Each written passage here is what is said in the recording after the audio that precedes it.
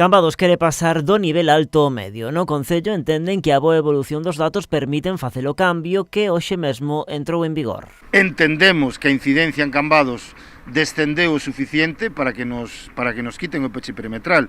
Estamos a falar dunha incidencia a 7 días, con uns casos activos inferiores a 9, que estamos entre 25 e 75 de incidencias a 7 días, e cunha incidencia a 2 semanas entre 150 e 250, que son os mesmos parámetros que teñen o resto dos concellos que xa baixaron de nivel. O actual nivel implica que Cambados ten peche perimetral e que a hostalaría non pode servir no interior, pero o goberno local unhas limitacións que non teñen sentido, algo que xa trasladaron á xerencia da área sanitaria. Que teña coñecemento desa demanda de Cambados, que tamén se formalizará mediante un escrito que vou a asinar esta mesma mañá. O novo peche perimetral ten o seu impacto no comercio, na hostalaría e tamén no día a día de moitos veciños, nunha comarca como a do Salnés cunha alta mobilidade entre municipios. Para o comercio fundamental, pero non só para o comercio, para a vida de moitas persoas, porque estamos nunha comarca e sobre todo con estes concellos veciños onde existen relacións familiares moi fortes, non?